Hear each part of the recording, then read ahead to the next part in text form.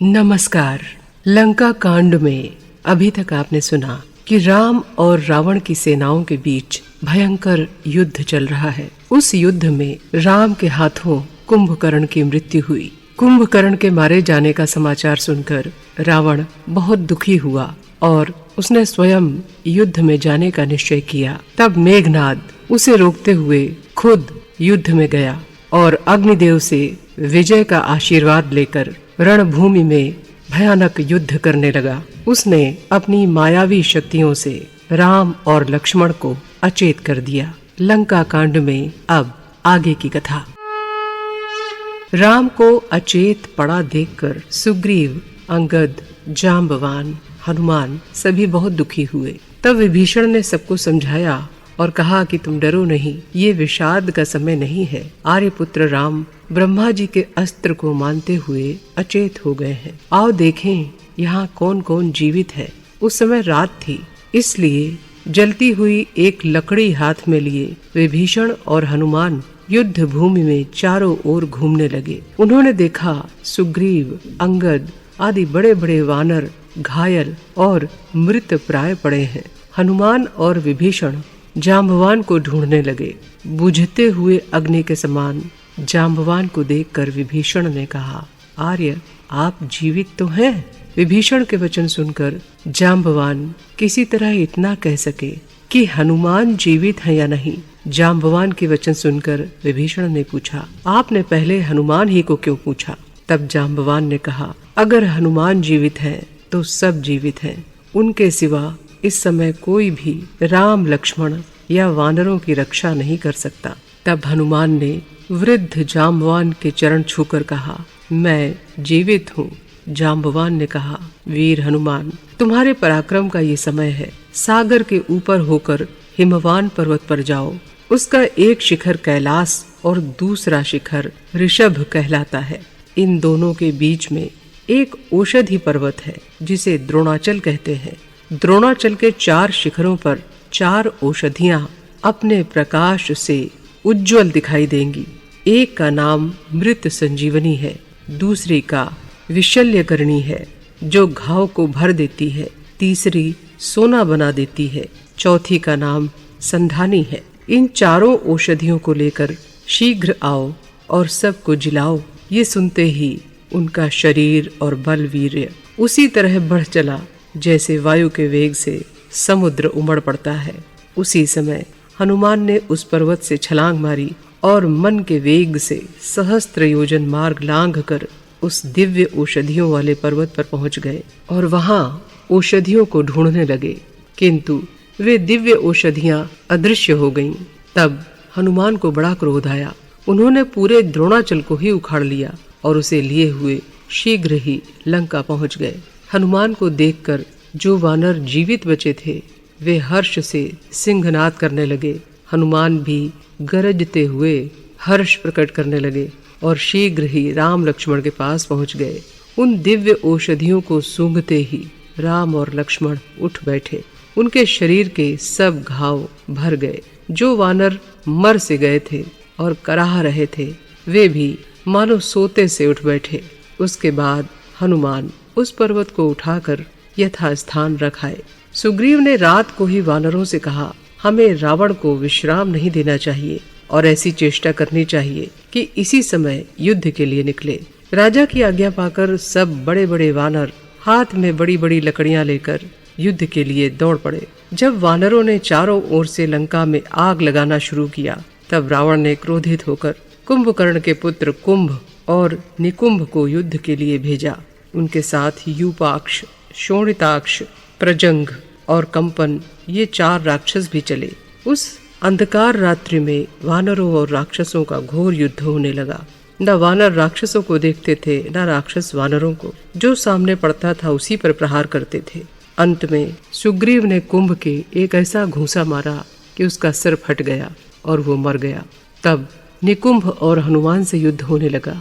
हनुमान ने खेल ही खेल में दौड़कर उसे उठा लिया और पृथ्वी पर पटक दिया, जिससे उसका प्राणांत हो गया। इसके बाद रावण ने खर के पुत्र मकराक्ष को युद्ध के लिए भेजा। मकराक्ष ने आते ही युद्ध भूमि में प्रलय मचा दी वानर आंधी के पत्तों की तरह इधर उधर भागने लगे।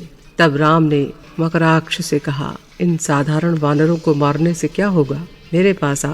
मकराक्ष ने क्रोध से कहा, राम तुम खड़े रहो, मैं तुमसे ही युद्ध करूंगा। तुमने दंडकारण्य में मेरे पिता का वध किया है, उस समय मैं नहीं था, नहीं तो तुम आज जीवित नहीं होते। तब दोनों वीर परस्पर एक दूसरे पर प्रहार करने लगे। उनके धनुषों का शब्द वैसा ही होता था जैसे आकाश में वर्षा के समय बिजली कड़कती है। अंत में क्रोधित होकर राम ने उसके रथ को तोड़ दिया और धनुष को काट दिया और फुर्ती से अग्नि का अस्त्र बाण में अभिमंत्रित करके मकराक्ष का सिर काट डाला। रावण ने जब सुना कि मकराक्ष भी मारा गया, तब क्रोध से दांत कटकटाता हुआ वो सोचने लगा कि अब क्या करना चाहिए।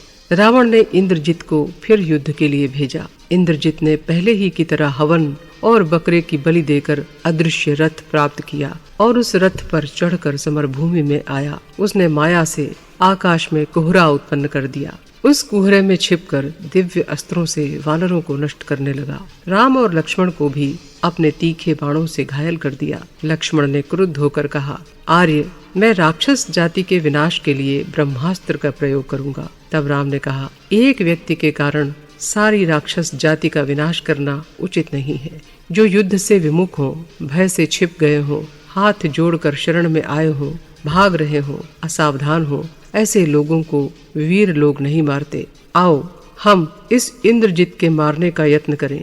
ये मायावी है और माया के बल से अदृश्य है। मैं अपनी अस्त्र विद्या से निश्चय ही इसका विनाश करूंगा। राम के विचार को जानकर इंद्रजित ने माया का सहारा लिया। इंद्रजित रथ के ऊपर माया की सीता बनाकर ऐसी चेष्टा करने लगा जैसे वो उनको मारना चाहता है।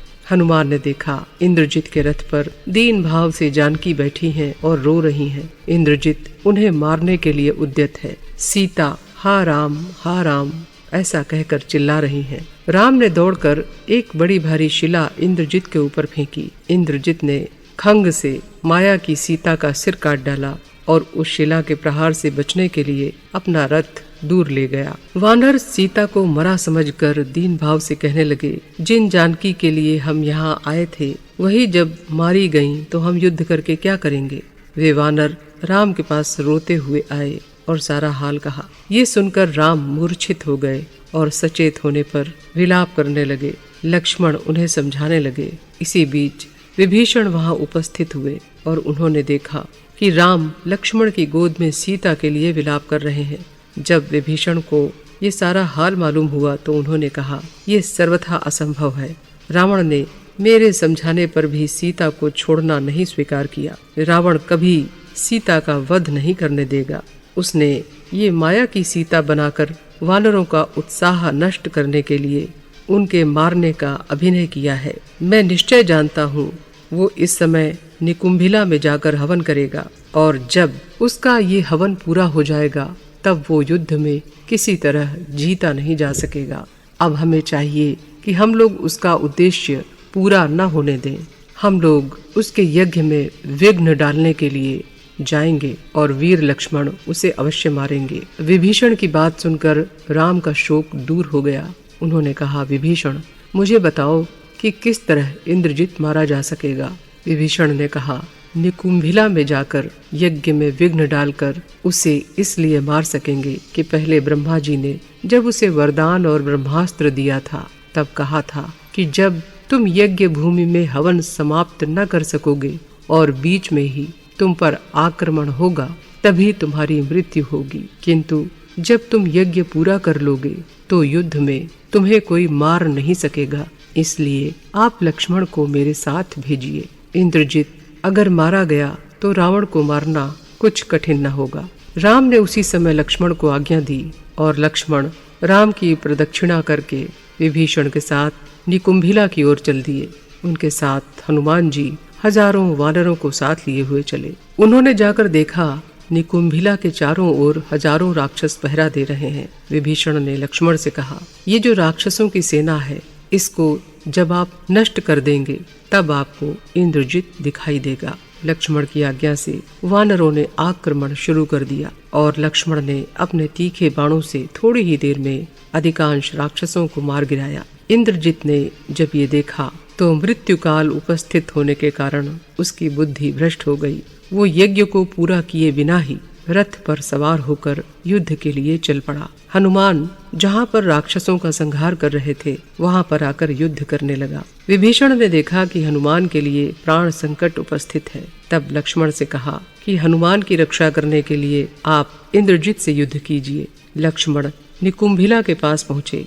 लक्ष्मण ने देखा कि एक बरगद के वृक्ष के नीचे हवन की सामग्री रखी हुई है। लक्ष्मण ने वहीं इंद्रजित को रथ पर सवार हनुमान से युद्ध करते हुए देखा। लक्ष्मण ने इंद्रजित को युद्ध के लिए ललकारा। इंद्रजित ने लक्ष्मण के पास विभीषण को देखा तो सारा रहस्य समझ गया कि विभीषण के कहने से ही लक्ष्मण यज्ञ में विघ्न डालने आए हैं। तब उसने कठोर वचन कहकर विभीषण को धिक्कारा। यहीं तुम पैदा हुए और मेरे पिता के सगे भाई हो, फिर भी तुमने अपने पुत्र के प्रति ऐसा द्रोह क्यों किया? तुम धर्मद्रोही हो। स्नेह, जाति का अभिमान और धर्म तुम में नहीं है, इसलिए तुम अत्यंत शोचनीय और सज्जनों के द्वारा निंदनीय हो। तब विभीषण ने कहा, राजकुमार, तुम क्या मेरे स्वभाव को नहीं जानते हो जो इस तरह मुझे दोष दे रहे हो? मैंने यद्यपि क्रूर राक्षसों के कुल में जन्म लिया है, किंतु मनुष्य का सर्वश्रेष्ठ गुण जो शील है वो मुझ में है। मैं किसी दारुण काम में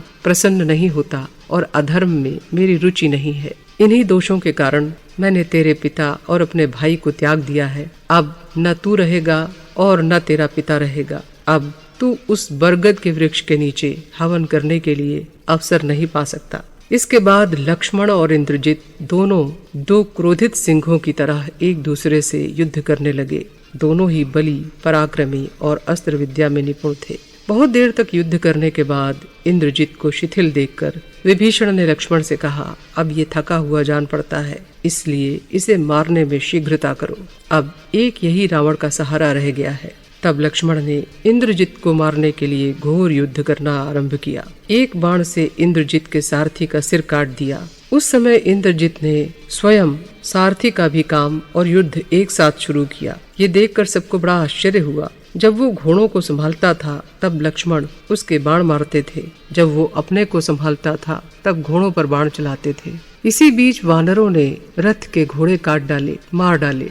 इंद्रजित ने अस्त्र के प्रभाव से ऐसा कोहरा उत्पन्न किया कि वो छिप गया और फुर्ती के साथ दूसरे रथ पर बैठ कर आया। उसकी इस फुर्ती को देखकर सबको बड़ा विस्मय हुआ। फिर लक्ष्मण और इंद्रजित का सामना हुआ। दोनों वीर इतनी फुर्ती दिखा रहे थे कि केवल उनके धनुष मंडलाकार घूमते हुए दिखाई दे रहे थे। ये दिखाई ही नहीं पड़ता था कि धनुष पर बाण कब चढ़ाते हैं और कब तर्कस से निकालते हैं। बहुत काल तक युद्ध होता रहा। अंत में लक्ष्मण ने एक वज्र सदृश तीखा बाण इंद्रजित की ओर चलाया और उसका सिर काट डाला। ये देखकर राक्षस रोते चिल्लाते लंका की ओर भागे। लक्ष्मण ने विभीषण और हनुमान आदि के साथ आकर राम के चरणों में प्रणाम किया। राम ने उन्हें गले लगाकर कहा, लक्ष्मण, तुमने 3 दिन और 3 रात बराबर युद्ध करके इंद्रजित जैसे वीर को मार डाला। अब रावण अवश्य युद्ध भूमि में आएगा और मैं उसे मारूंगा। इसके बाद सुषेण ने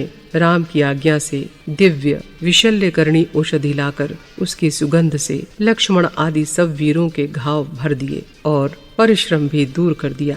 बचे हुए राक्षसों ने रावण से डरते डरते इंद्रजीत के वध का वृत्तांत सुनाया। सुनते ही रावण अचेत होकर पृथ्वी पर गिर गया। बहुत देर में होश आने पर वो पुत्र के लिए विलाप करने लगा। उसके बाद पुत्र शोक के कारण रावण आग बबूला हो गया और क्रोधित होकर प्रलयंकारी रुद्र के समान सीता का वध करने के लिए तलवार निकालकर अशोक वाटिका की ओर दौड़ा। सुपार्श्व नाम के मंत्री और मंदोदरी ने उसे समझाकर लौटाया। इसी बीच रावण ने लंका में उन राक्षसियों का विलाप सुना जिनके पति, पुत्र, भाई आदि युद्ध में मारे गए थे। सब रावण को बुरा भला कह रही थी और उसकी निंदा कर रही थी। राक्षसियों के करुण शब्द सुनकर रावण ने एक लंबी सांस छोड़ी। उसने आज्ञा दी कि मेरी जितनी सेना है वो युद्ध भूमि में चले। मैं आज मारे गए अपने भाई और पुत्रों का बदला लूंगा। मैं आज शत्रु को मारकर इन रोती हुई राक्षसियों के आंसू पोंछूंगा। लंका कांड में आज की कथा यहीं तक। आगे की कथा के लिए कीजिए इंतजार। तब तक के लिए नमस्कार।